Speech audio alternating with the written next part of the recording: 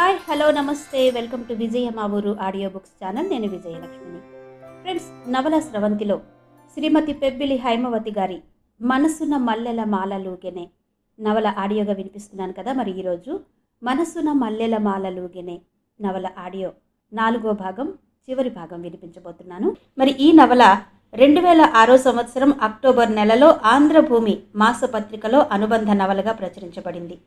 Friends, మరి కథలోకి వెళ్లే ముందు ఒక చిన్న మాట అండి.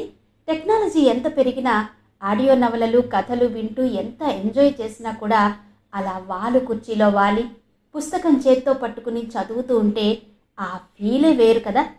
అలాంటి ఫీల్ని అనుభవిస్తూ ప్రముఖ రచయిత్రి శ్రీమతి పెబ్బిలి హైమవతి గారి నవలలు కూడా ఆస్వాదించాలి అనుకుంటే వారి నవలలు ఇప్పుడు పబ్లిష్ చేయబడి సిద్ధంగా ఉన్నాయండి.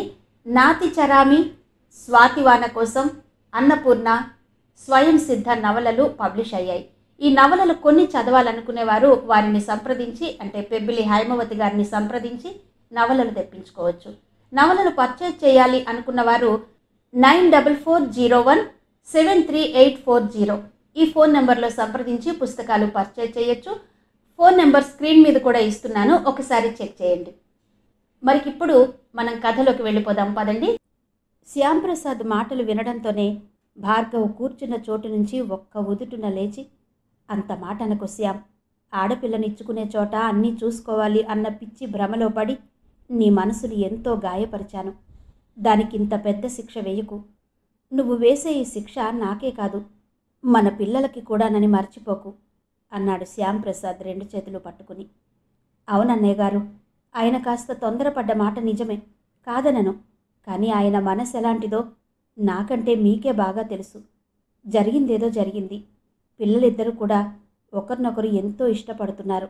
మన కోపతాపాలతో బాధలతో వాళ్ళని విడదీయడం సరైంది కాదు అంది ధరణి. అంతవరకు స్థాణువులా ఉండి ఈ సంభాషణంతా వింటున్న వసంతలో కదలికి వచ్చింది. తన అన్నయ్య రేపిన చిచ్చు దావానలంగా మారి తన కొడుకు ఆశలను నాశనం చేస్తోంది అనే భావన రావడంతోనే గిలగిలలాడిపోయింది ఆవిడ మనసు. తండ్రి ఈ పెళ్లి వద్దనే అంటున్నాడు అనే మాటను తేజ వింటే ఎంత హర్ట్ అవుతాడో అనుకుంది వసంత బాధగా. అందుకే, ఏవండి, జరిగిందేదో జరిగిపోయింది. భార్గవ అన్నయ్య ఎలాంటివాడో మా అందరికంటే మీకే బాగా తెలుసు. కరుణా సముద్రుడైన ఆ శ్రీరామచంద్రుడే లోకాపవాదుకి జడిసి సీతమ్మ తల్లిని అగ్ని పరీక్షకు గురిచేశాడు. అలాంటిది మానవ మాతృలం మనమెంత. ఆడపిల్లనిచ్చుకునే చోట ఆ మాత్రం ఆతృత ఉండడం సహజమే. అయినా మా అన్నయ్య చేసిన తప్పుకు మీ ప్రాణ స్నేహితులైన వీళ్లను, పసివాళ్లైన ఆ పిల్లలను శిక్షించడం ఏ న్యాయం చెప్పండి? ఇంకేమీ మాట్లాడకుండా దయచేసి ఈ పెళ్లికి ఒప్పుకోండి అంది వసంత అనునయంగా. వసంత మాటలతో కొంచెం చల్లబడ్డాడు శ్యాంప్రసాద్. అందరూ తన వైపే ఆందోళనగా చూడడం గమనించి తనలో తనే సర్దుకుని చిన్నగా నవ్వుతూ, సరే, మీ అందరి సంతోషం కంటే నాకేం కావాలి?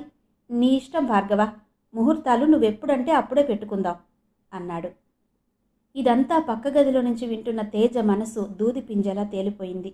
తండ్రి పడిన బాధ, అతని పెళ్లికి ఒప్పుకోడేమోననే ఆతృత తేజాని చాలా కలవరపరిచింది. తండ్రి ఈ పెళ్లికి ఒప్పుకోవడంతో మనసు ఆనందనాట్యం చేసింది. కీర్తన కూడా ఇదంతా విని బొమ్మలా కూర్చుండిపోయింది. తిరిగి తండ్రి మాటలు వినడంతోనే ఆమెలో పోయిన ఉత్సాహం తిరిగి ప్రవేశించినట్టయింది. ఆ సంతోష సమయాన్ని సెలబ్రేట్ చేసుకోవాలనిపించింది. అందరి నోళ్ళు తీపి చేయాలనుకుని డబ్బాలన్నీ వెతికింది, ఏదైనా స్వీట్ ఉంటుందేమోనని. ఏమీ కనిపించలేదు. ఫ్రిడ్జ్లో మాత్రం పైనాపిల్ కనిపించింది. వెంటనే దాన్ని తీసి చకచకా కట్ చేసి అందంగా చక్రాల్లా ముక్కలు కోసి ప్లేట్లలో పెట్టి తెచ్చింది. అంకుల్, జరిగిందంతా మర్చిపోయి నోరు తీపి చేసుకోండి అంటూ ప్లేటు భార్గవ్ ముందుకు చాచింది కీర్తన. నా నోరు కాదమ్మా, ముందు తీపి చేయవలసింది మీ నాన్న నోరు. ఏది శ్యామ్, నోరు తెరు అంటూ ఒక పైనాపిల్ ముక్క తీసి శ్యాంప్రసాద్ నోటికి అందించాడు భార్గవ. పెద్ద సుడిగాలిలా ఉరుములు మెరుపులతో లేచిన గాలి దుమారం చివరికి చిన్న చిరుజల్లుగా మారి అందరి హృదయాలను ఆహ్లాదపరిచింది. శ్రావణమాసంలో ముహూర్తాలు పెట్టుకున్నారు. అప్పటికి కార్తీక్కి తేజాకు పరీక్షలయ్యి ఫలితాలు కూడా తెలిసిపోతాయని, అందరికీ అనుకూలంగా ఉంటుందని అప్పుడు పెట్టుకున్నారు ముహూర్తాలు. ముహూర్తం నిర్ణయించాక అందరికంటే తానే ముందుగా మృదులకు ఈ వార్త చెప్పాలని ఫోన్ చేశాడు తేజ. హలో అంటూ వీణ మీటినట్టుగా ఉన్న మృదుల గొంతు వినగానే మాటలు రానివాడిలా మౌనంగా ఉండిపోయాడు తేజ ఒక్క క్షణం. హలో, ఎవరు? అంది మృదుల మళ్ళీ. హలో మృదు, నేనే. ఆగస్టు 15న మన పెళ్లి ముహూర్తం నిర్ణయించారు తెలుసా? అన్నాడు తేజ ఉత్సాహంగా. నిజమా? ఇండిపెండెన్స్ నాడా మన పెళ్ళి? What a pleasant! మన పెళ్లి రోజును జీవితంలో ఎప్పటికీ మరచిపోనట్టుగా గుర్తుంటుంది అందరికీ కదూ? అంది మృదుల ఉత్సాహంగా. ఎవరికి గుర్తుంటుంది? అందరికీను. ఎందుకంటే మన పెళ్లి రోజు మనకెలాగూ గుర్తుంటుంది. ప్రతి ఏడు సెలబ్రేట్ చేసుకుంటాం గనక. దాంతోపాటు మన పెళ్ళికి వచ్చిన వారంతా కూడా మన పెళ్లి రోజును తప్పక గుర్తుపెట్టుకుంటారు తెలుసా? ఇది విన్నాక నాకెంత థ్రిల్లింగ్గా ఉందో చెప్పలేను అంది మృదుల ఎక్సైటింగ్గా. కానీ నాకు మాత్రం చాలా బాధగా ఉంది అన్నాడు తేజ కావాలని నీరసంగా గొంతు మార్చి. వాట్? బాధగా ఉందా? ఎందుకు? అంది మృదుల ఆశ్చర్యపోతూ. బాధ కాక మరేంటి చెప్పు. ఆ రోజు దేశ ప్రజలందరికీ స్వాతంత్రం వచ్చిన రోజైతే నాకు మాత్రం అది స్వాతంత్రం పోయే రోజు కదా అన్నాడు తేజ టీజింగ్గా. You naughty. My dear Teja, స్వాతంత్రం పోయేది నీకొక్కడికే కాదు, మనిద్దరికీను. ఆ రోజు నుండి మనం ఒకరికొకరం బందీలమన్నమాట. ఏ నిర్ణయం తీసుకున్నా ఇద్దరం కలిసే చేస్తామన్నమాట. అసలు ఇలా చేస్తామని తలుచుకుంటేనే నాకెంతో ఉద్వేగంగా ఉంది. నిజం చెప్పు, నీకేమీ అనిపించడం లేదా? అంది మృదుల ఒకంత ఆశ్చర్యం జోడిస్తూ. ఎందుకు అనిపించడం లేదు? నువ్వు అనుమతిస్తే అక్కడికి వచ్చి అమాంతం నిన్ను కౌగిలిలో బంధించి ముద్దులతో ముంచెత్తాలని ఉంది అన్నాడు తేజ. ఆహా, చాలా దూరం పోయిందే అబ్బాయి గారి ఆలోచన. అందుకింకా 3 నెలల వ్యవధి ఉంది. అందాక అలాంటి ఆశలేం పెట్టుకోకు అంది మృదుల. నిజం మృదుల, నాకు అలాగే అనిపిస్తోంది. ఎందుకో తెలుసా? ఆ తేదీన పెళ్లి ఫిక్స్ చేయగానే ఇది అని మాటల్లో చెప్పలేనంత సంతోషం కలిగింది. కానీ అది నీలా ఇంత అందంగా వ్యక్తం చేయలేకపోయాను. నువ్వలా చెప్తూ ఉంటే మన పెళ్ళయ్యాక నిజంగానే మనిద్దరం కలిసి అన్ని నిర్ణయాలు తీసుకుంటున్నట్టు, ఒకరి కనుసన్నల్లో మరొకరు మెలుగుతున్నట్టుగా అనుభూతి కలిగింది. ఇప్పుడు చెప్పు, ఇంత చక్కగా మనం ఒకరికొకరం బందీలమైనట్టుగా నువ్వు విశ్లేషించి చెప్పినందుకు నిన్ను ముద్దులతో సత్కరించవద్దా? అక్కడ హాల్లో అమ్మ, నాన్న, అంకుల్, ఆంటీ పురోహితుల వారితో చర్చిస్తున్నారు. ఎంగేజ్మెంట్ ఎప్పుడు పెట్టుకుందాం, పెళ్ళి ఎలా చేయాలి, ఎప్పుడు చేయాలి, ఇంకా ఇతర కార్యక్రమాలకి ముహూర్తాలు ఎప్పుడు పెట్టుకుందాం అంటూ తర్జన భర్జన పడుతున్నారు. సరే, ఇంతకీ తమరేం చేస్తున్నట్టో అడిగాడు తేజ. నేనా? నీ మాటలు వింటున్నాను అంది మృదుల అల్లరిగా. జోకా? ఉత్త చప్పగా ఉంది. మరో మాట ఏదైనా ఉంటే చెప్పు అన్నాడు తేజ. నిజం తేజ, నీ మాటలు వింటూ ఎంజాయ్ చేస్తున్నాను. నీ మాటలు వింటుంటే ఇప్పుడే పెళ్లి పందిట్లో మనిద్దరం ఉన్నట్టుగా అనిపిస్తోంది. అదేదో సినిమాలో ఇలాంటిదే ఏదో పాట ఉంటుంది. అదేంటి చెప్పమా? గుర్తొచ్చింది. కళ్ళలో పెళ్లి పందిరి కనబడసాగే, పల్లకీలోన ఊరేగే ముహూర్తం మదిలో కదలాడే అన్న పాట గుర్తొస్తోంది అంది మృదుల. నాకైతే ఆనంద్ సినిమాలో అస్తమాను భానుమతి పాడిన పాటను చూపిస్తారే, మనసున మల్లెల మాలలూగేనే, ఆ పాట గుర్తొస్తోంది. ఏయ్ మృదు, మన పెళ్ళయ్యాక ఫస్ట్ నైట్ నాడు నువ్వు ఆ పాట పాడుతుంటే నేను నీ ఒళ్ళో పడుకుని ఆ పాట వినాలని ఉందోయ్ అన్నాడు తేజ తమకంగా. అయ్య బాబోయ్, చాలా దూరం వెళ్ళిపోయావు నువ్వు. ఆ రోజు మొదటిసారి నిన్ను చూసిన నాడు నీకు మాటలే రావనుకున్నాను నేను.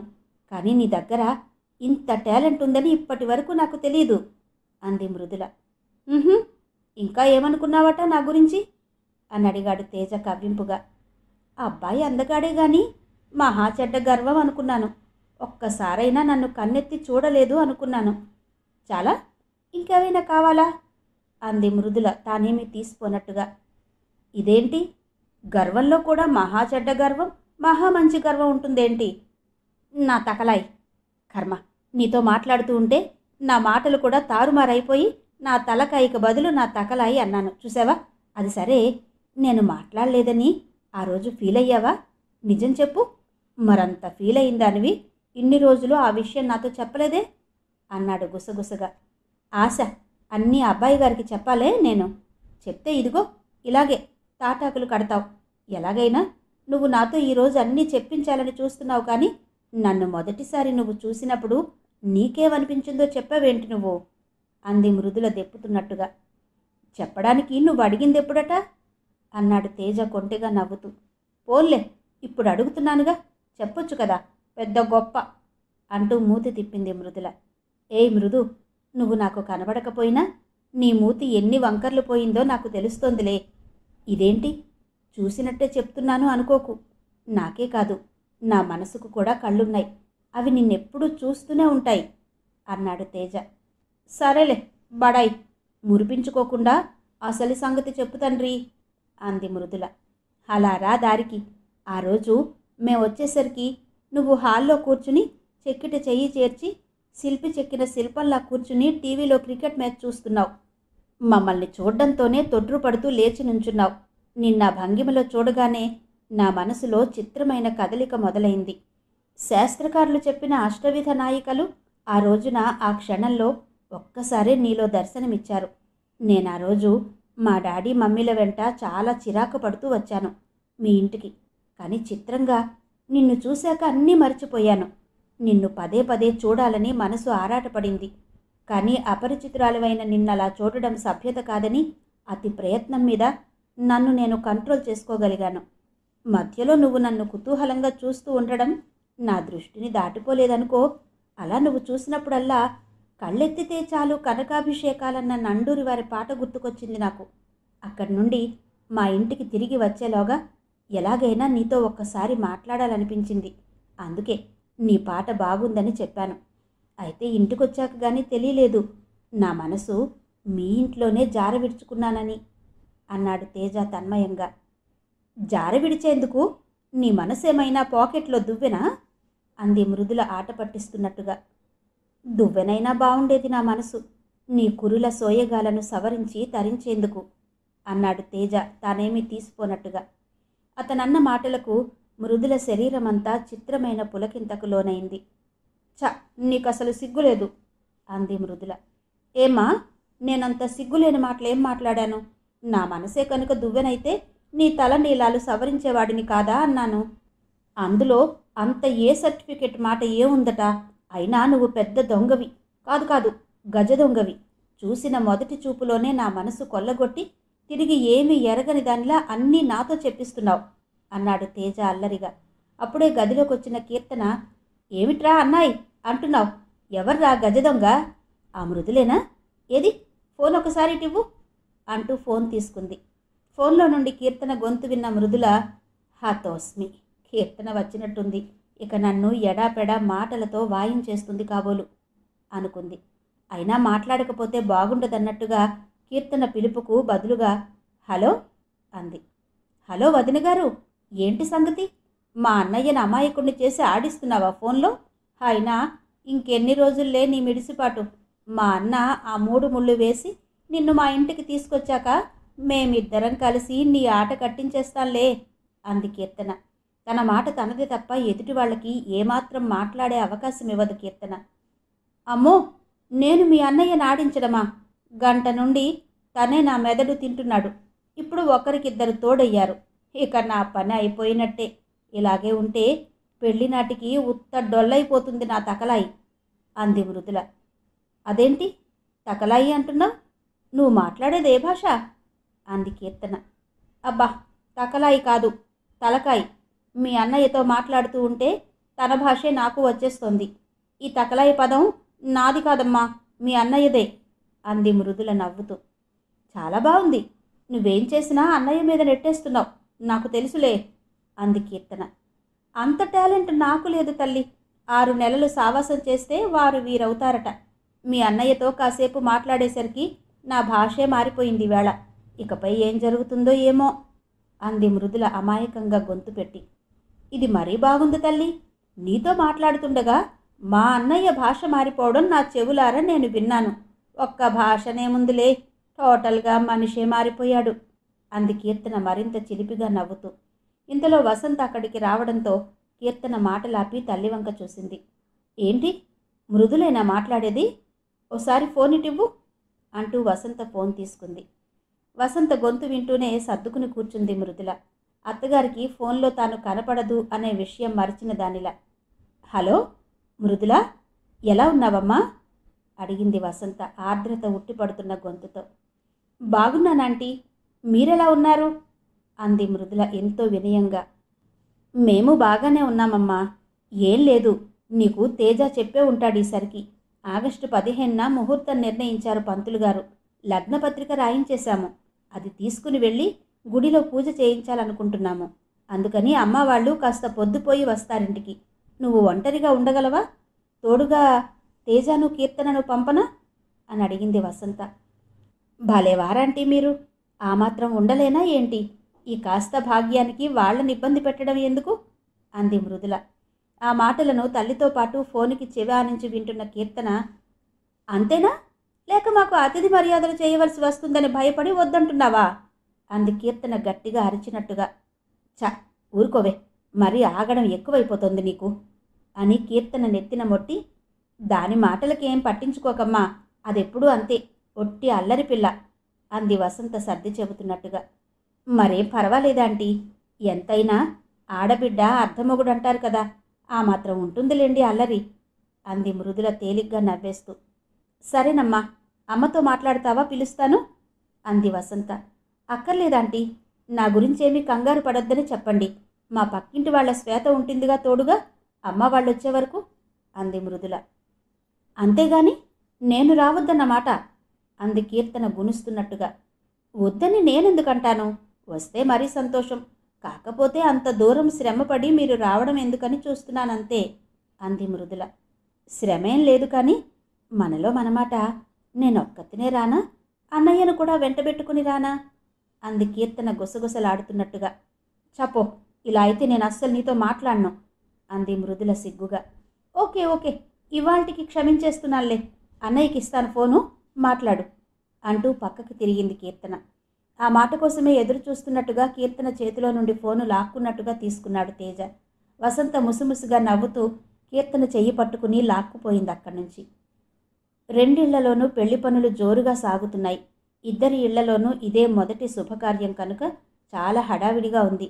శుభలేఖలు అచ్చు వేయించడం దగ్గర నుండి కళ్యాణ మండపం బుక్ చేయడం, క్యాటరింగ్ వాళ్లను బుక్ చేయడం, అన్ని పనుల్లోనూ భార్గవతో పాటు శ్యాంప్రసాద్ కూడా పాలు పంచుకున్నాడు. తెలియని వాళ్ళిద్దరిలో పెళ్లికూతురు తండ్రి ఎవరో గుర్తించలేక కన్ఫ్యూజ్ అవసాగారు. అంత బాధ్యతగా తాను పెళ్లికొడుకు తండ్రిననే భేషజం ఏమాత్రం లేకుండా స్నేహితుడికి పెళ్లి పనుల్లో సాయపడసాగాడు శ్యాంప్రసాద్. కార్తీక్ పరీక్షలు కూడా అయిపోవడంతో చెన్నై నుండి వచ్చేశాడు కార్తీక్. కొడుకు రావడంతో మరింత ఉత్సాహం పెరిగింది భార్గవకి. తన స్నేహితుల సాయంతో ఇంటిని సర్వాంగ సుందరంగా అలంకరించాడు కార్తీక్. పెళ్లికి వారం రోజుల ముందే భార్గవ తరపు బంధువులు, ధరణి తరపు బంధువులు వచ్చి చేరారు. అందరూ కబుర్లాడుకుంటూ పప్పులు బియ్యాలు బాగు చేయడం, పెళ్లి సారె కోసం పిండి వంటలు తయారు చేయడంలో అంతా బిజీ అయిపోయారు. వదిన, లడ్డూ తయారీ బాధ్యత మాత్రం మొత్తం మీదే. మీ తమ్ముడు గారు మరీ మరీ చెప్పారా మాట. మా అక్క లడ్డూ చేస్తే అది తిరుపతి లడ్డూలా ఉంటుంది, ఆ లడ్డూలు రుచి చూసి పెళ్లివారు అదిరిపోవాలి అన్నారు తెలుసా అంది ధరణి. ఏంటో ధరణి, వాడి అభిమానంతో అలా అంటాడు గాని నీకన్నా బాగా చేస్తానంటావా నేను అంది భార్గవ అక్క సుగుణమ్మ. కాదులే అత్తయ్య, లడ్డూ చేయడంలో ఎక్స్పర్ట్వి నువ్వు. అసలే మా మామగారు భోజన ప్రియులు, మనం కాస్త జాగ్రత్తగానే చెయ్యాలి ఏదైనా అంది మృదుల. అది సరే వదినా, లడ్డూలంటే చేసేస్తాం, మరి అరిసెలు చలిమిడి మాటేంటి అంది భార్గవ చిన్న చెల్లెలు సావిత్రి. చలిమిడి మనం చేసేద్దాం సావిత్రి, అరిసెలు మాత్రం స్వగృహ ఫుడ్స్కి ఆర్డర్ ఇచ్చేద్దామన్నారు మీ అన్నయ్య అంది ధరణి. ఏం అక్కర్లేదు ధరణి, ఇంతమంది ఉన్నాం, ఆ మాత్రం చెయ్యలేమా ఏంటి? రోజుకో ఐటెం చేసేద్దాం మనమే అంది సుగుణమ్మ ఉత్సాహంగా. అది కాదు వదినా, అన్నీ మనమే చేస్తే అలసట వచ్చేస్తుంది. ఎలాగూ ఇన్ని స్వీట్స్ చేస్తున్నాం కదా, అరిసెలు మాత్రం ఆర్డర్ ఇచ్చేద్దాంలేండి అంది ధరణి. పర్వాలేదు ధరణి, నువ్వలా అన్నీ అందిస్తూ ఉండు, మా చేతి కింద ఓ ఇద్దరు పని వాళ్ళను పెట్టు, దీని బాబు లాంటి స్వీట్సు 10 రకాలు చేసేయొచ్చు అంది సుగుణమ్మ. దాంతో ఇంకేం మాట్లాడలేకపోయింది ధరణి. అక్కగారి ప్రపోజల్ విని భార్గవ ఓకే అనేశాడు సంతోషంగా. మధ్యలో ఒకరోజు తీరిక చేసుకుని పెళ్లికొచ్చిన ఆడపడుచులను అక్క చెల్లెళ్లను బజారుకు తీసుకెళ్లి బట్టలు కొని తీసుకొచ్చింది ధరణి. శ్యాంప్రసాద్ ఇంట్లో కూడా దగ్గర బంధువుల రాకతో పెళ్లి పనులు ఊపందుకున్నాయి. అంతా తలొక పని అందుకోవడంతో ఆనందోత్సాహాలతో నిండిపోయింది శ్యాంప్రసాద్ ఇల్లు. ఇంకా పిలవవలసిన వాళ్ళు ఎవరైనా మిగిలిపోయారేమోనని శ్యాంప్రసాద్, కీర్తన కూర్చుని అడ్రస్ల లిస్టు మరోసారి వెరిఫై చేయసాగారు. ఇంతలో కొరియర్ రావడంతో చేస్తున్న పని వదిలి సంతకం పెట్టి అతనిచ్చిన కవర్ తీసుకుంది కీర్తన. వెంటనే ఫ్రమ్ అడ్రస్ చూసింది. అది ఢిల్లీ నుంచి వచ్చింది కావడంతో కీర్తనకు అర్థమైపోయింది తన అన్నయ్యకు ఉద్యోగం వచ్చిందని. డాడీ డాడీ, అన్నయ్యకు ఢిల్లీలో జాబ్ వచ్చేసింది డాడీ, ఇదిగో కొరియర్లో లెటర్ వచ్చింది అంటూ కవర్ ఓపెన్ చేసి మ్యాటర్ చదివి, ఫెంటాస్టిక్ డాడీ, స్టార్టింగే 30,000 శాలరీ, ఇంకా ఇతర పర్క్స్ ఉంటాయట అంది కీర్తన ఉప్పొంగిన ఉత్సాహంతో. ఆ మాట విన్న శ్యాంప్రసాద్ ఆనందపడిపోతూ, నేను అనుకుంటూనే ఉన్నానమ్మా వాడికి జాబ్ వస్తుందని. అసలు ఆ కంపెనీ నుండి కాల్ లెటర్ రావడమే గ్రేట్. అదొస్తే జాబ్ వచ్చినట్టేనని మా కొలీగ్స్ అంతా అన్నారు. నాకు చాలా సంతోషంగా ఉందమ్మా. వెళ్ళమ్మా, వాడికి అమ్మకి ఈ శుభవార్త చెప్పిరా అన్నాడు. ఆహా, అంత తొందరగా చెప్తానా ఈ వార్త వాడికి? ఏడిపించి గాని చెప్పను చూడండి అంటూ ఆ కవర్ పట్టుకుని తేజ రూమ్ వైపు దూసుకుపోతూ, Teja, mister Teja, where are you? I have some letter for you. If you want this letter you must pay me something. When I am satisfied I will give this letter, okay అని పెద్దగా అరుచుకుంటూ తేజ దగ్గరకు వెళ్ళింది కీర్తన letter ఎత్తి పట్టుకుని.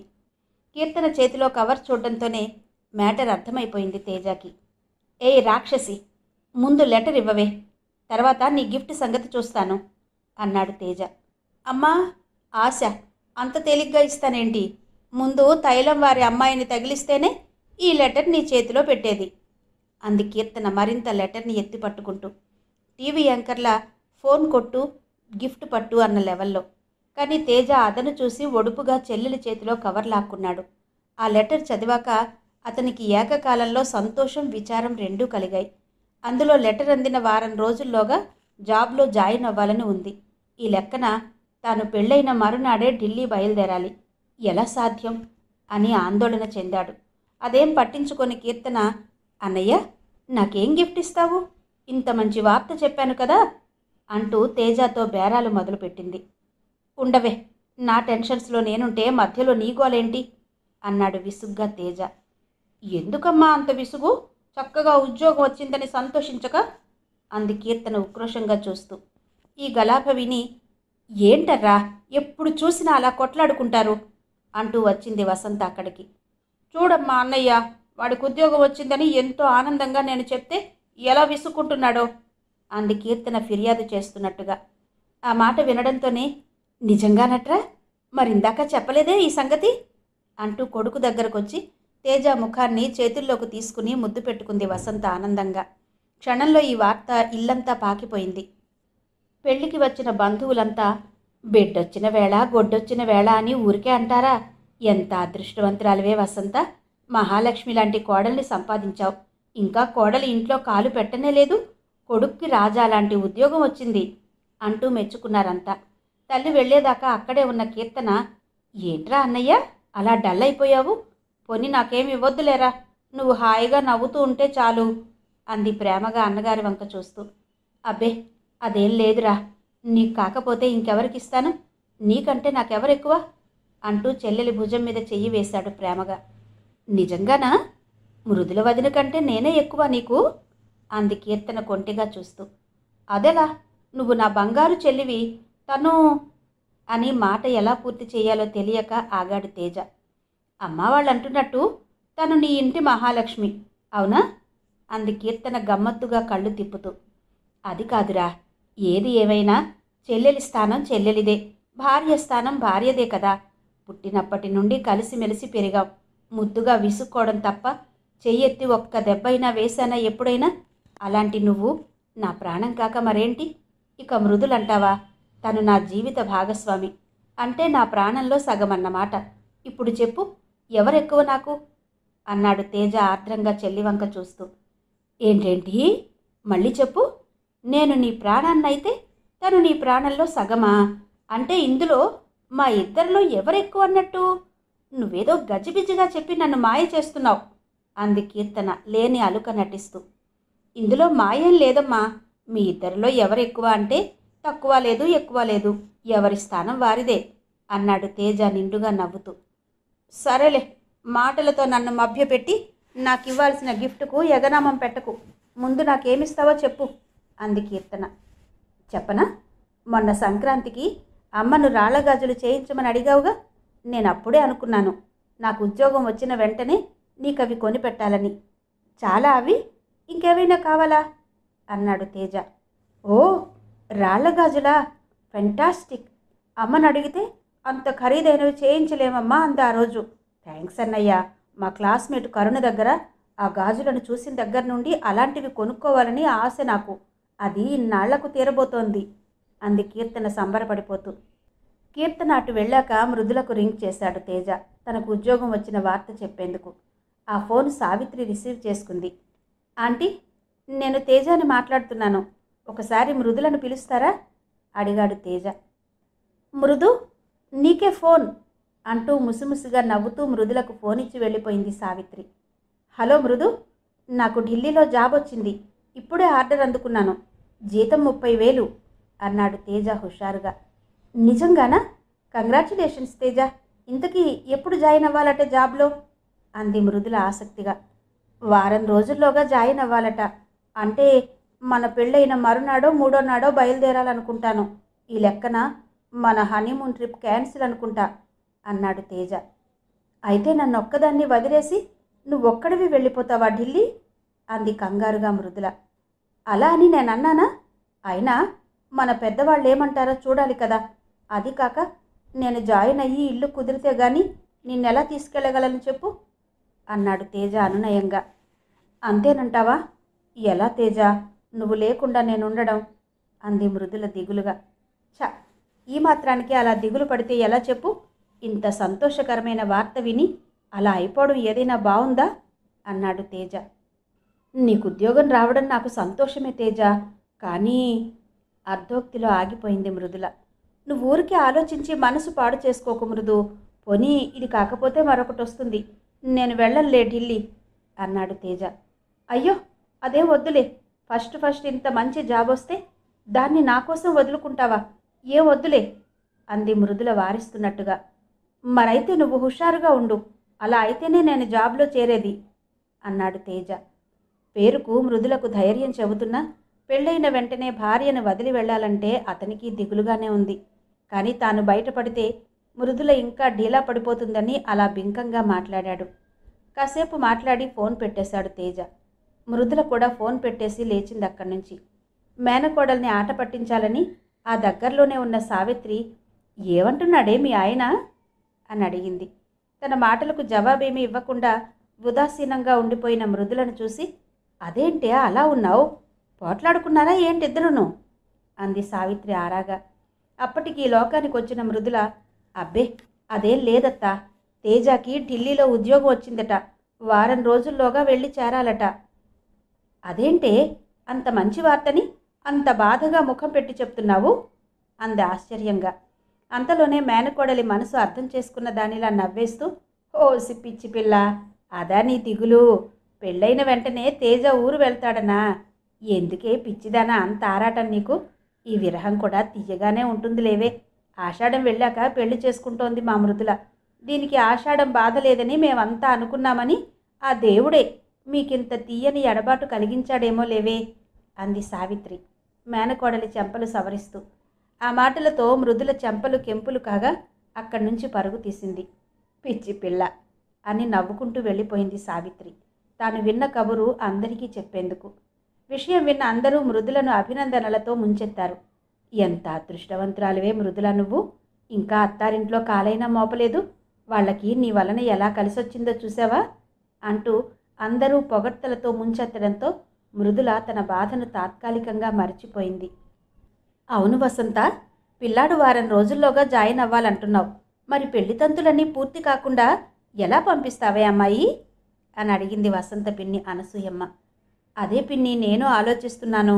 పెళ్ళైన మరునాడు నూతన దంపతుల గృహప్రవేశం, సత్యనారాయణ వ్రతం పెట్టుకున్నాం. మూడో నాడు శోభన ముహూర్తం పెట్టించారు. మరేం చెయ్యాలో ఏంటో అంది వసంత దిగులుగా. వసంత, నువ్వేమీ అనుకోనంటే నేను మాట చెప్తాను. శోభన ముహూర్తాలను పెట్టుకోకుండా పిల్లాడితో పాటు పిల్లని ఢిల్లీ పంపేయి. పెళ్ళైన వెంటనే ఎడంగా ఉండే కంటే వాళ్ళ తిప్పలేవో వాళ్లే పడతారు అంది అనసూయమ్మ సలహా ఇస్తున్నట్టు. ఎలా పిన్ని? అక్కడ మనకేమైనా ఇల్లా వాకిలా? ఈ పిల్లను తీసుకెళ్ళి ఎక్కడ పెడతాడు? వాడు ఉద్యోగానికి వెళితే తనెలా ఉంటుందక్కడ అంది వసంత దిగులుగా. నిజమేనమ్మా, కష్టమే. కానీ పాపం నవదంపతులు అలా విడిగా ఉండకూడదే మరి. పోనీ వెంట మీరెవరైనా వెళ్ళి హోటల్ రూమ్ తీసుకుని తోడుగా ఉండి ఇళ్ల బ్రోకర్ ద్వారా ఇల్లు కుదుర్చుకుని పిల్లలను కాపురం పెట్టించి రండి. ఏం చేస్తాం, ఖర్చులో ఖర్చు అనుకోవాలి, అంతే మరి అంది అనసూయమ్మ. నువ్వన్నదేదో బాగున్నట్టే ఉంది పిన్ని. మీ అల్లుడు గారితో కూడా ఓ మాట అంటే ఏమంటారో చూద్దాం అంది వసంత. వసంత చెప్పిన మాటలు విని ఆలోచనలో పడ్డాడు శ్యాంప్రసాద్. ఢిల్లీలో అంత తేలిగ్గా ఇల్లు దొరుకుతాయా? సరే, ప్రయత్నం చేసి చూద్దాంలే అనుకున్నాడు. ఈ విషయం విన్న భార్గవకి అదే ఆలోచన వచ్చింది. కానీ అంతకంటే మరో దారేమీ కనిపించలేదు వాళ్ళెవరికి. వీళ్ళిలా తలక్రిందులై ఆలోచిస్తుండగా విషయం విన్న సుగుణమ్మ 3 ముక్కల్లో తేల్చేసింది సమస్యను. ఎందుకు భార్గవ అంత కంగారు పడతారు? పిల్లాడి ఉద్యోగమే వాళ్ళకి హనీమూన్ అనుకుంటే సరిపోదా? అక్కడ మా తోడికోడలి చెల్లెలుంది, చాలా కలుపుగోలు మనిషి. తేజ మన మృదులను తీసుకుని సరాసరి వాళ్ళింటికే వెళ్తాడు. ఆ పిల్లాడు జాబ్లో జాయిన్ అయ్యి ఇల్లు వెతుక్కున్నాక మీరంతా వెళ్ళి కొత్త కాపురానికి కావలసినవన్నీ అమర్చి వస్తే సరిపోతుంది అంది సుగుణమ్మ. ఆవిడ ఆ మాట అనడమే కాకుండా అప్పటికప్పుడు ఢిల్లీకి ఫోన్ చేసి నవదంపతులకి అకామిడేషన్ ఏర్పాటు చేసింది. సుగుణమ్మ చేసిన ఈ ఏర్పాటు అందరికీ ఎంతగానో నచ్చింది. మృదులకైతే ఆ మాట వినడంతోనే మేఘాల్లో తేలిపోతున్నట్టుగా అయింది. పెళ్లి మరునాడనగా మృదులని పెళ్లి కూతుర్ని చేశారు.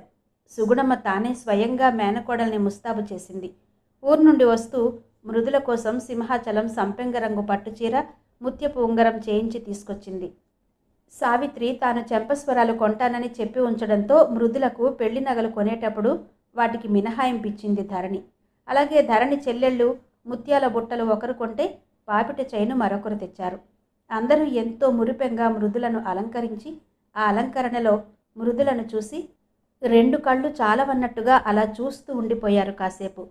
సుగుణమ్మ అయితే తనకి ఆడపిల్లలు లేని లోటుని ఆ రోజు భర్తీ చేసుకున్నట్టుగా మృదులను అలంకరించి మురిసిపోయింది. ఆ రోజు గాజుల ఖర్చు దగ్గర నుండి సన్నాయి మేళం వరకు ఖర్చంతా ఆవిడే పెట్టుకుంది. కుందనపు బొమ్మలా ఉన్న తన మేనకోడలకి దిష్టి తగిలేనంటూ ఉప్పు మిరపకాయలు దిష్టి తీసి పొయ్యిలో వేసింది. సుగుణమ్మకి చిన్నప్పుడే పెళ్ళయి పిల్లలు పుట్టడంతో తన 2 కొడుకులు మృదుల కంటే బాగా పెద్దవాళ్లు కావడం వల్ల మృదులను కోడలిగా చేసుకునే అవకాశం లేకపోయింది. భార్గవ చెల్లెలు సావిత్రి కొడుకు మృదుల కంటే చిన్నవాడు కావడంతో సావిత్రికి మృదులను కోడలిగా చేసుకునే అవకాశం చిక్కలేదు. 2 అక్క చెల్లెళ్ళ ఉన్నా ఒక్కరికి తమ అన్నదమ్ముడితో సంబంధం కలుపుకునే అవకాశం లేకపోయిందని ఇద్దరూ బాధపడుతుంటారెప్పుడు. అందుకే అందరి మధ్య అపురూపంగా మృదులకి అన్ని ముచ్చట్లు చేసి తమ సరదాని తీర్చుకోసాగారు. పెళ్లి కూతుర్ని చేసిన రోజు మృదుల ఫ్రెండ్స్ అంతా వచ్చి చేరడంతో ఇల్లంతా సందడితో నిండిపోయింది. ఏమే మృదుల, పెళ్ళంటే ఆమడ దూరం పరిగెత్తేదానివి, ఎలా ఒప్పుకున్నావే పెళ్ళికి అని ఒకరంటే, బాగుంది, అంతా దానిష్టమేనేంటి, ఇంట్లో పెద్దవాళ్ళు మంచి సంబంధం వచ్చింది వదులుకుంటామా అని దీని ప్రాణం తీసుంటారు, అందుకే ఒప్పుకుని ఉంటుంది అంది మరో ఫ్రెండ్ సునీత. అదేం కాదులేవే, ఇదే ఆయన గారిని వలచి వరించిందట. ఏమే, అంత బాగుంటాడా మీ వుడ్బి? అందుకేనా ఉన్న ఊరైనా మాకెవ్వరికీ పరిచయం చేయకుండా ఏకంగా కళ్యాణ వేదికే ఎక్కేస్తున్నావు అంది పరిమళ. స్నేహితురాళ్ల మాటలన్నీ చిరునవ్వుతో విందే గాని దేనికి జవాబివ్వలేదు మృదుల. చూసావా, మనమంతా ఇన్ని ప్రశ్నలు అడుగుతుంటే దేనికి జవాబివ్వకుండా ఎంత చిద్విలాసంగా చూస్తుందో అంది పరిమళ మరింత ఉడికిస్తున్నట్టుగా. అబ్బా ఊరుకొండే బాబు, దాన్నెందుకు అలా ఇబ్బంది పెడతారు?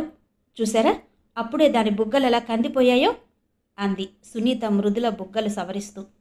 అలా నవ్వులు పరిహాసాలతో ఆ రోజంతా గడిచిపోయింది. వాళ్ళలా ఏడిపిస్తున్న సమయంలోనే తేజ ఎక్కడ ఫోన్ చేస్తాడోనని మృదుల లోపల భయపడింది. కానీ అలాంటిదేం జరగలేదు. వాళ్ళంతా వెళ్ళిన 5 నిమిషాలకు తేజ రింగ్ చేశాడు. అమ్మయ్యా, మా ఫ్రెండ్స్ అంతా ఇప్పుడే వెళ్ళారు, వాళ్ళుండగా నువ్వెక్కడ ఫోన్ చేస్తావోనని హడలి చచ్చాను. థ్యాంక్ యూ తేజ, వాళ్ల ముందు నా పరువు కాపాడావు అంది మృదుల. అంటే ఏంటి మృదుల నీ ఉద్దేశం? నాతో మాట్లాడితే నీ పరువు పోతుందా అన్నాడు తేజ దబాయిస్తున్నట్టుగా. ఆహా, అదేం కాదు, వాళ్ళు ఉదయం నుండి నన్ను ఒకటే ఏడిపిస్తున్నారు. ఇప్పుడు నీ ఫోన్ కూడా వచ్చి ఉంటే చంపేసేవాళ్ళు నన్ను అంది మృదుల. తెలుసు, అందుకే నేను 3 సార్లు ఫోన్ చేసినా వాళ్ళున్నారనే నిన్ను పిలవమని చెప్పలేదు. చూసావా, నీకెంత సాయం చేశానో. మరి నాకు బహుమతేం లేదా అన్నాడు Teja. Thank you very much. నిజంగా వాళ్ల ముందు నువ్వు పిలిచి ఉంటే నాకు మరిన్ని తాటాకులు కట్టేవారు అంది మృదుల. అవన్నీ తర్వాత ముందు నా బహుమతి అన్నాడు తేజ చిలిపిగా. బహుమత? వేరే బహుమతి నా దగ్గర ఏముంది? నన్ను నేనే నీకు బహుమతిచ్చుకున్నాక అంది మృదుల పరవశంగా. గడుసుదానివే, పోనీ నేను అడిగిన కోరికైనా తీరుస్తావా లేదా అడిగాడు తేజ. ఏంటో ఆ కోరికే అంది మృదుల కొంటెగా. రాక్షసి, అప్పుడే మర్చిపోయావా? మన ఫస్ట్ నైట్ నాడు నేను నీ ఒడిలో పడుకుంటే నువ్వు మనసున మల్లెల మాలలూగెనే అనే పాట పాడాలి. అది నేను వినాలి అన్నాను కదా అన్నాడు తేజ. కానీ మాస్టారు, ఆగస్టు నెలలో మల్లెలూగవు మాస్టారు, చామంతులే పూస్తాయి. మరి మల్లెలని ఎలా పాడాలి అంది మృదుల అమాయకంగా గొంతు మార్చి. పాపం, చాలా తెలివిగా మాట్లాడుతున్నానని మురిసిపోతున్నట్టున్నావు. కానీ కొంచెం తగ్గు మృదుల, ఇది హైబ్రిడ్ కాలం. మల్లెలు ఇప్పుడు ఆగస్టులోనే కాదు, అక్టోబర్లోనూ దొరుకుతున్నాయి. అయినా నేను మల్లెల మాలలు మనసులో ఊగాలన్నాను కానీ మంచానికి కాదులే అన్నాడు తేజ. ఆహా, నేనింకా జడలోనేమో అనుకున్నానే. అయినా తెలివైన వాళ్ళెవరూ సమయాన్ని అలా మాటలతో పాటలతో వృధా చేసుకోరట అంది మృదుల కొంటెగా. ఆ మాట అన్న వెంటనే నాలిక కొరుక్కుంది. కానీ తేజ అననే అన్నాడు. మరేం చేస్తారట అని. చెప్పో, నీతో అస్సలు మాట్లాడను నేను అంది మృదుల సిగ్గుగా. ఎప్పటిదాకానట అన్నాడు తేజ. అప్పటిదాకానే. ఇదిగో ఫోన్ పెట్టేస్తున్నా మరి అంది మృదుల బెదిరింపుగా. అలాగే పెట్టేయి, బట్ వన్ కండిషన్, ముందు నా బహుమతిచ్చి అన్నాడు తేజ. అబ్బా, ఇదెక్కడ ఫిటింగ్? అదిగో మా సావిత్రి అత్తయ్య వస్తోంది గాని ప్లీజ్ తేజ, ఫోన్ పెట్టేయవా అంది మృదుల బ్రతిమాలుతున్నట్టుగా. పోన్లే, ఆ బహుమతి ఏదో నేనే ఇస్తాను, పుచ్చుకో అంటూ ఫోన్లోనే ముద్దు పెట్టాడు తేజ మృదులకు. అసంకల్పితంగా చేత్తో చెంపను తుడిచేసుకుని తన చర్యకు తనే నవ్వుకుంది మృదుల. అప్పుడే అడ్డుగా వచ్చిన సావిత్రి, అదేంటే బుగ్గ చుక్క అలా తుడిచేసుకున్నావు అంటూ రుమాలుతో సవరించింది చుక్కను. ఆ రాత్రి మరునాడు పెళ్లికి కావలసిన సరంజామంతా సర్దడంలో మునిగిపోయారు ధరణి, సుగుణమ్మ తదితరులు. భార్గవకి, కార్తీక్కి ఒక్క నిమిషం కూడా ఖాళీ లేదు ఆ రోజంతా. కళ్యాణ మండపం దగ్గర అరేంజ్మెంట్స్ సరిచూసుకోవడంతోనే సరిపోయింది వాళ్ళిద్దరికీ. బాగా పొద్దుపోయి ఇంటికొచ్చిన తమ్ముడికి, మేనల్లుడికి భోజనాలు వడ్డిస్తూ అంది సుగుణమ్మ. ఒరే తమ్ముడు, పాపం మన కార్తీక్ అక్కడ చదివి చదివి అలసిపోయి వచ్చాడు. ఇక్కడ రెస్ట్ లేకుండా ఒకటే పనాయే. బిడ్డ ఎలా చిక్కిపోయాడో చూడు అంది ఆప్యాయంగా. అయితే అయిందిలే అత్త, మళ్ళీ మళ్ళీ ఇలాంటి అకేషన్ వస్తుందా అత్త? అయినా ఎంత అలసట అయినా చెల్లాయిని ఒకసారి పెళ్లి అలంకరణలో చూస్తే చాలు, ఎక్కడి అలసట అక్కడ మాయమైపోతుంది అన్నాడు కార్తీక్. ఆ మాట నిజమేరా కార్తీక్, దాన్ని చూస్తేనే కడుపు నిండిపోతున్నట్టుగా ఉంది నాకు. ఈ కాలంలో అమ్మాయి కాదది. ఇప్పుడు పిల్లలంతా బ్యూటీ పార్లర్ల చుట్టూ తిరుగుతుంటారు ప్రతిదానికి. కానీ మన మృదుల అలా కాదు కదా, చక్కగా పెద్దవాళ్ళు చెప్పినట్టుగా సంప్రదాయబద్ధంగా తయారవుతోంది. ఈ మధ్యకాలంలో ఇన్ని పెళ్ళిళ్ళు చూశాను, మన ఇంట్లోలాగా ఎక్కడా జరగలేదురా. పెళ్ళినాడే కాసేపు ఇంట్లో హడావిడి, అన్ని ఆర్డర్ల మీదే పనులు, స్వీట్స్ తయారైపోతాయి. దాంతో పెళ్ళి ఇల్లు మరునాటికే కళ తప్పిపోతుంది. ఇక్కడ మళ్ళీ మన చిన్నతనంలోలా సందడి, సౌరభం కనిపించిందిరా తమ్ముడు నాకు. పెళ్ళంటే 10 కాలాల పాటు గుండెల్లో మధురమైన జ్ఞాపకంలో మిగిలిపోవలసింది కాస్త అంతా ఇన్స్టెంట్ కాఫీలా ఒక్క రోజుతో ముగిసిపోతోందంతా. అందుకే ఇక్కడికొచ్చిన వాళ్ళంతా మన ఇంట్లో సందడి చూసి తిరిగి పాత రోజులొచ్చాయన్నట్టుగా సంబరపడుతున్నారు. అందుకే రేపు పెళ్లివారికి ఎదురుకోలు సన్నాహాల్లో కూల్ డ్రింక్స్ వద్దు, మేం పానకం తయారు చేస్తాం చూడండి అంటూ మన కాంతం పిన్ని గారు హుషారు పడిపోతున్నారా ఓపిక లేకపోయినా అంది సుగుణమ్మ. అసలు ఈ వేడుకలన్నీ మన పెద్దవాళ్ళు అందుకే పెట్టి ఉంటారక్క. ఆ పేరు చెప్పి అందరూ హాయిగా కలుసుకుని కష్టసుఖాలు ఒలకబోసుకుని 4 రోజులు ఆనందంగా గడపొచ్చని ఇన్ని తంతులు పెట్టుంటారు. కానీ నిజానికి ఈ రోజుల్లో అవన్నీ పోయాయనుకో. నువ్వన్నట్టు కళ్యాణ మండపాలు, క్యాటరింగ్ వాళ్లతో ఒక్క రోజులో అన్నీ జరిగిపోతున్నాయి. మరునాటికి ఏ సరదా మిగలడం లేదు. కానీ మన ధరణి మాత్రం ముందే చెప్పింది, మనకున్నది ఒక్కగానొక్క పిల్ల, దానికన్నీ సంప్రదాయబద్ధంగా జరిపించాలని అన్నాడు భార్గవ. అవును నాన్న, అమ్మ మాట కరెక్టే కదా. ముందు రాకుండా పెళ్లి నాటికే అత్తయ్య వాళ్ళు వచ్చి వెళ్తే మన ఇల్లు ఈరోజు ఇంత సందడిగా ఉండేదా అన్నాడు కార్తీక్. అలా కబుర్లాడుతూ చాలాసేపు డైనింగ్ టేబుల్ దగ్గరే ఉండిపోయారంతా. మరునాడు మేళతాళాలతో ముత్తైదువులు వెంటరాగా మృదులను కళ్యాణ మండపానికి తీసుకెళ్లారు. ఆ తర్వాత పెళ్లివారికి ఎదుర్కోలు సన్నాహాలు చేశారు. అందరూ ఎంతో ఆరాటంగా ఎదురుచూసిన శుభగడియ రానే వచ్చింది. పెళ్లిపీటల మీద తేజ, మృదులలు ఎంతో అందంగా మెరిసిపోతున్నారు. చూసేవాళ్లకు రెండు కళ్ళు చాలవన్నట్టుగా. వధూవరుల మధ్య సావిత్రి, కీర్తన తెరపట్టి నుంచున్నారు. దానిమీద పుత్తడి బొమ్మకి పున్నమరేనికి కళ్యాణమట మా ఇంట, అది నిలవాలి కలకాలం నూరేళ్ల పంటగా, అందించరారండి ఆశీస్సుల జల్లు అని ఎంతో అందంగా పెయింట్ చేసిన అక్షరాలు మెరిసిపోతున్నాయి. వాటి మధ్యలో కలశం మరింత మనోహరంగా ఉంది. శాస్త్రోక్తంగా కాళ్లు కడిగి కన్యాదానం చేశారు భార్గవ దంపతులు. వారికి గౌరవ పురస్కారంగా శ్యాంప్రసాద్ దంపతులు బట్టలు పెట్టి సత్కరించారు. పురోహితుల వారు తేజతో ధర్మేచ అర్ధేచ కామేచ మోక్షేచ నాతి చరామి అని చెప్పించి మృదుల తలపై జీలకర్ర బెల్లం పెట్టించారు. ఆ తరువాత మృదులతో తేజ తలపై కూడా జీలకర్ర బెల్లం పెట్టించారు. అలా వధూవరులకు తొలి స్పర్శను, అందులోని మాధుర్యాన్ని చవి చూసేలా చేశారు. జీలకర్ర బెల్లం పెట్టిన వెంటనే అక్షతల జల్లు కురిసింది వారిపైన. వెంటనే వారి మధ్య తెరని తొలగించారు. అంతవరకు తెరచాటు అందాన్ని చూడాలని ఆరాటపడుతున్న తేజాకి కనుల విందు చేస్తూ ముగ్ధ మనోహరంగా దర్శనమిచ్చింది మృదుల. ఆమెను చూడడంతోనే ఒక్క క్షణం మైమరచి పురోహితుల వారు చెప్తున్నది కూడా వినిపించుకోకుండా అలా చూస్తూ ఉండిపోయాడు. మృదుల కళ్ళెత్తి ఒకసారి తేజ వైపు చూసింది. కానీ అంతలోనే సిగ్గు బరువుతో ఆమె కనురెప్పలు వాలిపోయాయి. మాంగళ్యం తంతునానే మమ జీవన హేతున కంటే బద్నామి శుభగే త్వం జీవ శరదాం శతం అంటూ వేద పండితులు మంత్రాలు పఠిస్తుండగా తేజ మృదుల మెడలో 3 ముళ్ళు వేశాడు. మరోసారి అక్షతలు పూలజల్లులా వధూవరులపై కురిపించారు బంధుమిత్రులు ఉత్సాహంగా. అందరూ ఎంతో వేడుకగా ఆ పెళ్లి ముచ్చటలను తిలకిస్తూ ఉంటే పెళ్లికొచ్చిన ఓ పెద్దాయన, ఏంటో ఈ చాదస్తాలు, అర్థం లేని మంత్రాలును, ఈ 21వ శతాబ్దంలో కూడా ఇంకా ఈ పాత చింతకాయ పచ్చళ్ళు ఎందుకు పాటిస్తున్నారో అన్నాడు. తీయని పానకంలో పుడకలా ఉన్నాయి ఆ మాటలు. మాస్టారు, మీకు తెలియకపోతే తెలియనట్టుండండి, అంతేకాని ఎకసక్యంగా మాట్లాడకండి. మన పూర్వీకులు ఏర్పరిచిన ఈ మంత్రాల్లో, తంతుల్లో ఎంతో అర్థము పరమార్థము ఉంది. ధర్మేచ అర్థేచ కామేచ మోక్షేచ నాతి చరామి అంటే ధర్మార్థ కామ మోక్షాలలో ఆమె చేయి విడిచిపెట్టకుండా తోడు నీడగా ఉంటాను అని ప్రమాణం చేయిస్తున్నారు వరునితో, ఆ అగ్నిహోత్రం సాక్షిగా, మనందరి సాక్షిగాను. అలాగే మాంగళ్యం తంతునానే అంటే నా జీవితానికి హేతువైన ఈ మాంగళ్యం అనే తంతును నీ కంఠంలో బంధిస్తున్నాను, నువ్వు 100 శరత్తులు జీవించు అని అర్థం. అదిగో చూడండి, వారిద్దరితో సప్తపదులు తొక్కిస్తున్నారు. నవజీవన యానంలో సహచరులుగా కలకాలం స్నేహంగా ఉండమని అన్నారు భార్గవ పినతండ్రి జానకిరామయ్య గారు. ఆయనకు భారతీయ సంస్కృతి సంప్రదాయాలంటే ఎనలేని గౌరవం. ఎవరైనా వాటిని కించపరిచినట్టు మాట్లాడితే సహించలేరాయన. ఇంతలో భార్గవ వచ్చి, చిన్నాన్న మీరిక్కడ కూర్చుంటే ఎలా? పిన్ని మీరు కలిసి ఆశీర్వదించి మొదటిగా దంపతి తాంబూలం వధూవరుల నుండి మీరే తీసుకోవాలి అన్నాడు. వస్తాలేరా, ఇంకా తలంబ్రాల తంతులు అవి ఉన్నాయి కదా, ఏది మీ పిన్ని? ఉదయం నుండి కనబడనలేదు అన్నారాయన చుట్టూ చూస్తూ. ఇది మరీ బాగుంది, కనబడకుండా అక్కడ ఇక్కడ తిరిగేది మీరైతే నెపం నా మీద వేస్తున్నారా అన్నారు కాంతం గారు.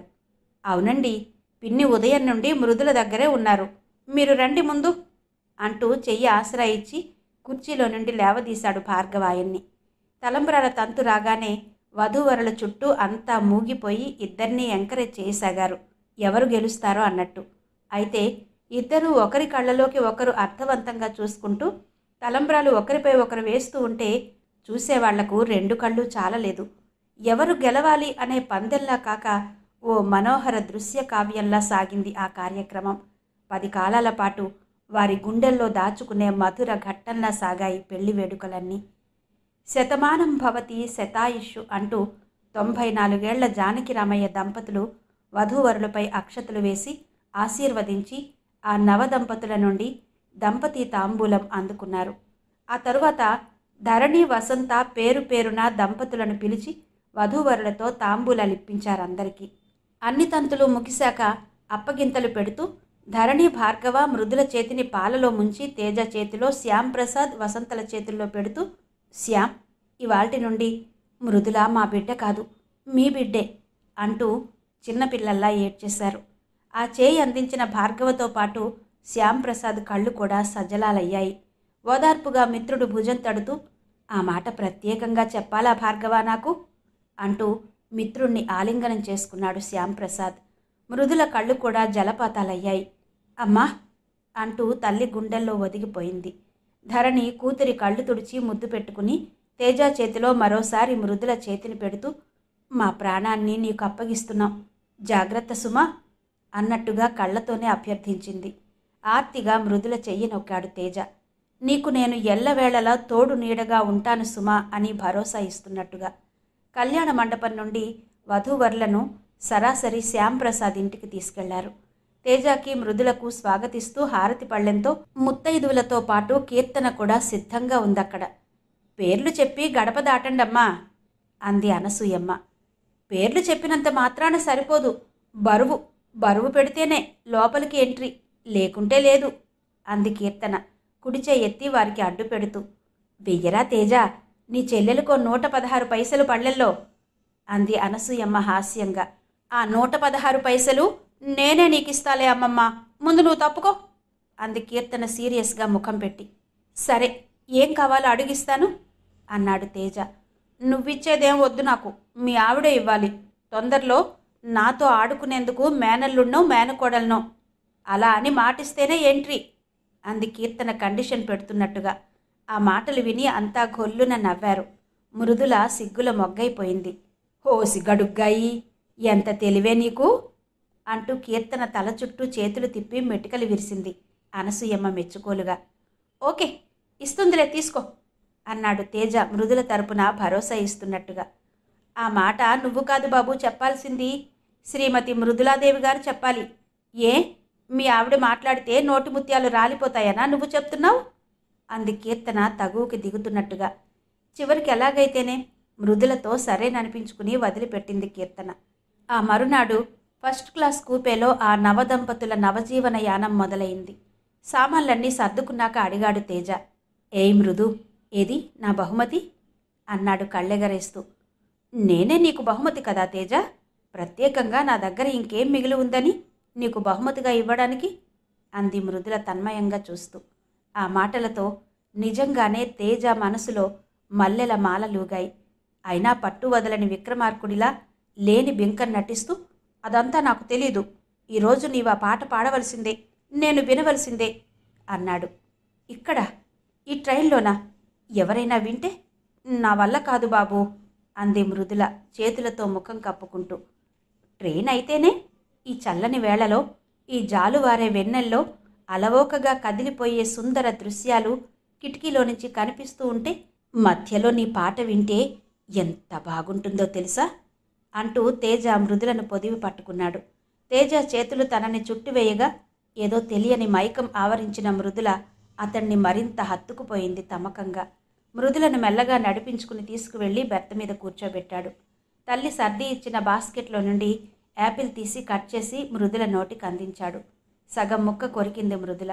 మిగతా సగం తన నోట్లో పెట్టుకుని, ఆహా ఎంత తీయగా ఉందో ఈ ముక్క అన్నాడు తేజ ఆ తీపిని ఆస్వాదిస్తున్నట్టుగా. తేజ ఎక్స్ప్రెషన్స్ చూసి పక్కున నవ్వేస్తూ, చాలే, అరిగిపోయిన గ్రామ్ఫోన్ రికార్డులా స్టాక్ డైలాగులు కొడుతున్నావు అంది మృదుల అల్లరిగా. మరైతే కొత్త పాఠాలు కొత్త డైలాగులు నువ్వు నేర్చుకుంటాను అంటూ మృదుల ఒడిలో తలపెట్టి పడుకున్నాడు తేజ.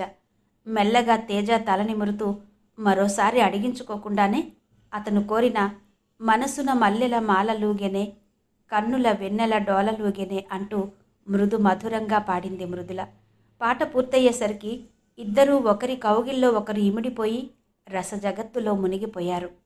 మనసున మల్లెల మాలలూగెనే శ్రీమతి పెబ్బిలి హైమవతి గారి నవల ఆడియో విన్నారు కదా. ఈ నవల ఆంధ్రభూమి మాసపత్రికలో 2006 సంవత్సరం అక్టోబర్ నెలలో ప్రచురించబడింది. మరి యథాప్రకారం ఈ నవల మీద, ఆడియో మీద మీ అభిప్రాయాల కోసం ఎదురు చూస్తూ మరో చక్కటి నవలతో మళ్ళీ మీ ముందుంటాను. అంతవరకు సెలవు, నమస్తే.